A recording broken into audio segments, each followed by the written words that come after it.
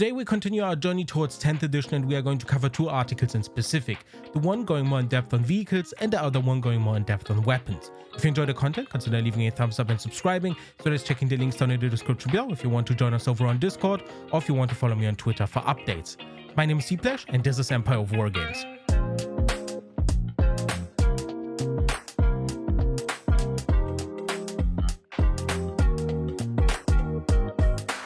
So GW is constantly churning out new articles for 10th edition and that is great to see because there is a lot to cover. So first up we are going to talk about the vehicles and a couple of data cards, as well as kind of summarizing what GW wants to tell us with this article. Alright, first up let's take a look at the data card for the Rhino. It says toughness 9, that is the most important thing to take a look at here.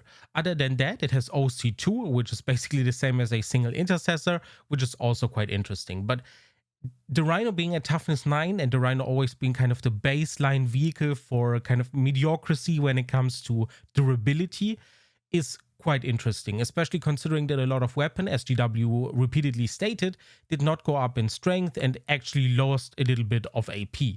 So when we combine all that, I'm not quite sure if GW is maybe miscalculating all of the durability thing, because we are combining two things here. We are letting strength be where it is, at least usually. We are reducing AP, but at the same time we are increasing durability via, upping toughness.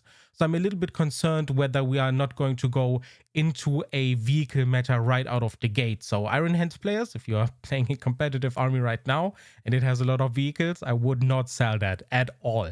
So that is my first impression on the new toughness thing. Furthermore, GW also gives us a couple of other examples. An Orc Stomper goes as high as toughness 14. That is quite incredible, and those numbers are going to be very interesting to see, because it definitely seems that GW wants to prevent one thing first and foremost, and that is small arms fire dealing almost no damage to vehicles at all. So even vehicles like Dark Elder Raiders, for example, are probably going to be toughness 7 or even 8. So I think GW is maybe even going to go towards the kind of baseline or the minimum toughness of 8 for vehicles, and that would be great for Eldar because, having toughness 6 vehicles is a little bit iffy, but it always kind of fit their scheme of like, they are super fast, they hit super hard, but they are squishy. But at the same time, in the new meta, I think toughness 7 would be a little bit too low. So I'm hoping for toughness 8 Eldari vehicles here. Next up on the data card, you can see all the rest, which is basically a couple of weapons. The Hunter Killer Missile has been improved to strength 14, AP-3, damage D6. I'm a little bit interested why GW decided to continue going for random damage numbers, because I think it is more elegant and faster to resolve if they are just fixed numbers. In the case of the Hunter Killer Missile, it could have just been damage 4. That is my opinion at least, but it is what it is. The Stormbolter is the same as we've seen on the Terminator data card, and Armored Tracks is an improved melee variant for, I assume, all vehicles that is going to hit on 4s instead of 6s. Previously, if you had a Rhino, driving it into a unit was just useless. You weren't going to hit anyway. You had a weapon skill of 6 with your vehicle and it sucked. A weapon skill of 4 is not ideal by any means, but a lot more, predictable, and it does actually something to maybe units that are toughness 3, for example, because at that point you're wounding on 2s, so that has a little bit more value. Next up, you can see in the core section, it has Deadly Demise D3. That is basically how much damage units get when they're in the explosion radius of the Rhino. And Firing Deck 2 means how many models inside the Rhino can shoot out of the Rhino. The article previously said how many units can shoot out of the Rhino, but that seems to be a typo. It is most likely going to be models. So if you have, say, 5 intercessors in there, 2 of them will be able to shoot out of the Rhino, which is interesting because it kind of takes a little bit away again from the Dark Elder and Elder vehicles, which are usually open-topped and allow you to shoot out. So we are going to have to wait and see how those change and if those get any benefits other than, being squishy and all your models can shoot out, but that remains to be seen. Other than that, the Rhino has self-repair. At the end of your command phase, this model regains 1 wound. Very reminiscent of, in my opinion, Necron rules, but it is what it is. It adds yet again a little bit more durability to the Rhino and makes it a super solid choice when it comes to transporting your units. Now, the one thing that we are missing here is the transport capacity for the Rhino. I'm fairly certain that it can transport any model, be it Primaris or regular Firstborn, but I'm also fairly certain that GW is going to differentiate between Gravis armored units and Terminators and regular Tacticus armor or Mark 7 armor or Mark 9 armor, whatever, that is going into Rhinos. I think the bigger, chunkier models will be able to be transported via Repulsor Executioners, for example, or Repulsors and Land Raiders, while the smaller models are probably most likely going to go into Rhinos, but that remains to be seen. Next up, GW conveniently gave us a couple more Space Marine vehicles to look at. Next up is the Storm Speeder, one of my all-time favorite models from the Primaris range, not because of its looks, but because of its gameplay. I think it is very fun to play, to move around. Space Marines are usually not that fast outside of bikes, so piloting this thing is actually fun, and its weapons are also very impactful, at least in 9th edition.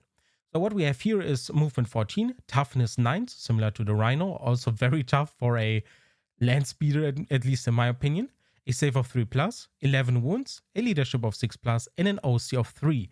The OC here is higher, which means that it's going to be interesting to shoot off things of objectives and positioning yourself on the objective.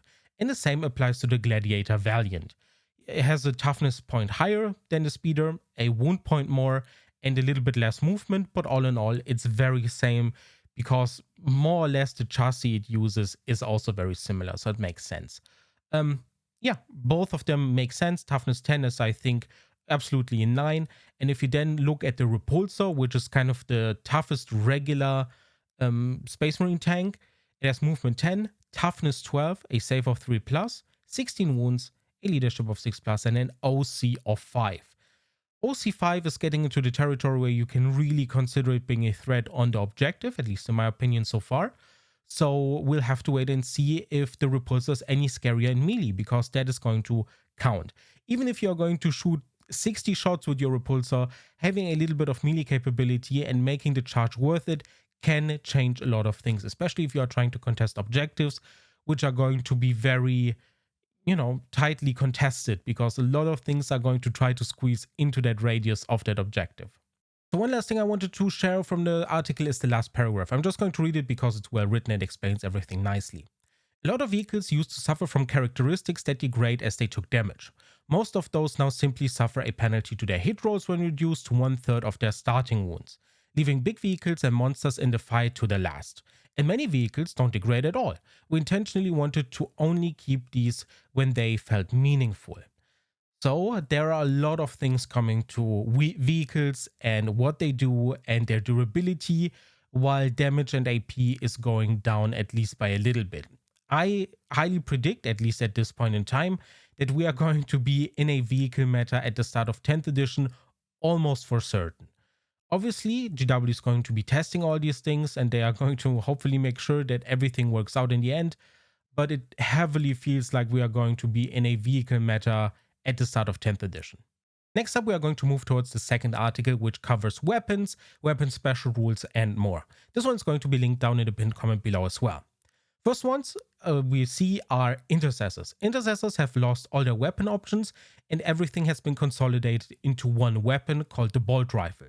So no matter which ones you chose for your modeling, and if you play what you see is what you get, you can just mix and match them if you want to, and just choose the bolter that you think looks coolest instead of the one that is the strongest. I have modeled all mine with auto bolters because I thought these were the best, but at this point in time, it's kind of, I regret it obviously, because mixing and matching those looks a little bit nicer because, yeah, variety is the spice of life. But when you look at the bolt rifle and it has been consolidated, it has the assault and heavy rules. As you may have noticed with previous weapons, weapons can have no special rules at all and just work off their regular profile, or they can have all kinds of special rules stacked on top of each other. A single weapon could quite possibly have 10 special rules stacked on top of each other if GW wanted to. So keep that in mind whenever you look at 10th edition data sheets or data cards and their weapons. The bolt rifle here has a range of 24 inches, 2 attacks, a ballistic skill of 3+, strength 4, AP -1, and damage 1. So it's kind of the bolt rifle stat line, which is the middle of the two. It has 2 attacks, which is also kind of a nice middle part. No rapid fire or anything here, and a range of 24 inches is also right between the auto bolter and the stalker bolt rifle from yesteryear. When we look at the weapons with assault in their profile are known as assault weapons. If that unit that advances this turn contains any models equipped with assault weapons, it is eligible to shoot in this turn's shooting phase. When such a unit is selected to shoot, you can only resolve attacks using assault weapons its models are equipped with. This means that you are never ever going to move regularly with intercessors ever again. You're either going to stand still, we are going to go over the heavy rule in a second, or you're going to run. There is no in between. You're always going to advance, basically. Because there's no penalty for not doing so. Assault is not -1 to hit anymore. Same applies with heavy. Weapons with heavy in their profile are known as heavy weapons. Each time an attack is made with such a weapon, if the attacking model units remain stationary this turn, add 1 to the attack's hit roll. So it's not you're moving, you get -1. It's rather you're standing still, you're getting the benefit of 1 to hit. This makes regular intercessors feel a lot like Dark Angels in my opinion, and it's a great rules change because if there's one thing in game design that is super important, it is not to penalize players, it is rather to encourage them to do something that you want them to do.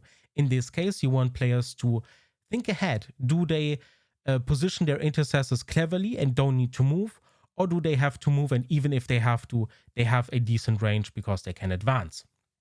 So yeah, regular intercessors are very well equipped and can shoot at ballistic skill 2+ if you plan ahead or if you have targets within 24 inches of range and don't need to move at all, which is just all around great.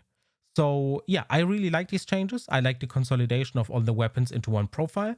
I like the changes of heavy because, as I said, rewarding your player for doing something is always better than, giving them a penalty for doing something. And the same applies to assault. You're not getting -1 to hit. Your weapon is an assault weapon, which is going to be rarer, I think, but you're going to get rewarded for advancing and moving around the battlefield. And it makes the regular intercessors also feel quite elite in that sense because they can do a lot of stuff now. And next up, we have other weapons with devastating wounds, for example, like the assault cannon depicted here. It has a 24-inch range, 6 attacks, ballistic skill of 3+, a strength of 6, AP 0, damage 1. Weapons with devastating wounds in their profile are known as devastating wounds weapons. Okay, I guess. Each time an attack is made with such a weapon, a critical wound inflicts a number of mortal wounds on the target equal to the damage characteristic of the weapon, and the attack sequence ends. So it basically skips the armor save or invulnerable save roll for your opponent's unit, which is great. This enables the assault cannon's AP 0 to be a little bit less problematic, at least against, higher armored targets. But all in all, I think the devastating wounds rule is perfect for weapons with a lot of low quality attacks like this one. Strength 6 is not bad or anything, but AP 0 is going to have a problem against higher armored targets like Custodes or just regular Space Marines, for example. Furthermore, whenever we look at these stats and ballistic skill 3+, or for the intercessors, a ballistic skill of potentially 2+, keep in mind that the regular detachment they have access to is going to benefit for them as well, and the regular Adeptus Astartes rule, Oath of Moment, is going to let you reroll hit rolls and wound rolls. So if an intercessor squad or an assault cannon terminator stands still, they are going to be incredibly reliable. Just something to keep in mind. Next up, we are going to talk about anti-vehicle weapons, and specifically the Melter Rifle. GW here clarifies that it definitely wants to prevent small arms fire from dealing too much damage to vehicles, and it wants to reward you from taking specific units that are considered to be an answer towards vehicles into your army to deal with them. It's going to be interesting how well they are going to deal with them, because as far as I can see from the stats that we've seen so far at least, they are not changed by that much. So let's take a look at the Melter Rifle. The Melter Rifle has 2 special rules, the Heavy Rule, which we covered previously, and the Melter 2 rule. It has a range of 18 inches, 1 attack, ballistic skill 3+, strength 9, AP -4, damage d6. So that means that a weapon with the Melter rule, if it's within half range, you are getting that Melter number that you can see, in this case 2, added to the damage. So ideally you would be dealing d6 +2 damage if you're within 9 inches of your opponent's vehicle. So the Melter Rifle, all in all, it depends on the special rules that the Eradicators have. That is super important for this weapon. But as far as stats go, it is okay against vehicles. Strength 9 is definitely decent. You'll be wounding a Rhino on 4s, which is a little bit weird to say, but that is the case. And all the other vehicles you are going to be wounding on the 5s. So it feels like even anti-vehicle weapons are not that anti-vehicle anymore. Wounding a Rhino on a 4-up is not that anti-vehicle, and I wished kind of that the Melter Rifle was a little bit scarier in the strength department. Maybe I'm just a little bit too cautious when it comes to vehicles, but man, the more I see when it comes to vehicles and their durability and all the changes, the more scared I am that Iron Hands are just going to, dominate the meta for 3 years. It is going to be very interesting. But yeah, the Melter Rifle has changed, a little bit more strength, a little bit less range. Still damage G6, which I'm not a fan of. In my opinion, it should have been damage 4. And if you are within Melter range, it should have been flat damage 6. That is just my opinion. I think it's more elegant that way, requires less rolling, and so on. But yeah, the Melter Rifle, as I said, I wish it had more strength because vehicles are feeling kind of invincible right now, at least from my perspective. Next up, we have the Shuriken Cannon. The Shuriken Cannon picks up sustained hits, common among weapons that throw massive amounts of firepower downrange. So what you have here is that you gain extra hits for a critical hit scored. A critical hit is obviously a unmodified hit roll of 6. So in this case, every time you have a hit roll of 6, you gain 1 additional hit with your Shuriken Cannon, which is a 24-inch, 3 attack, ballistic skill 3+, strength 6, AP -1 damage to weapon. Very simple, very easy to kind of keep in mind. And next up is the one rule that I have the most problems with. This one is just one thing that I'm not happy with at all. So let's go over that one by one. So it reads Twin Linked. Twin Linked is a rule back from, I don't know, 3rd, 4th, 5th edition. I remember it when starting to play myself. And back in the day, I'm fairly certain it said reroll hit rolls if you had a Twin Linked weapon. These days, Twin Linked means that you're re-rolling the wound roll. This can be useful if you're having a Twin Linked Flamer, for example. That way GW doesn't have to specify anything. But re-rolling hit rolls would have made more sense. I'm not sure whether I like the Twin Linked rule as it is, especially because you're not getting double the shots anymore. We have the Aggressor here as the prime example, and I want to go all the way back to the beginning of 8th edition. As you can see, the Auto Boltstone Gauntlet now is Twin Linked with 3 attacks, and it is all you're getting. You're getting 3 attacks at ballistic skill 3+, strength 4, AP 0, damage 1, and you can reroll the wound rolls. That's it for a single Aggressor. Just to remind you, at the beginning of 8th edition, a single Aggressor had 12 shots with their Auto Boltstone Gauntlets, in addition to the Fragstone Grenade Launcher. In 9th edition, an Aggressor had 6 shots, 3 per Boltstone Gauntlet.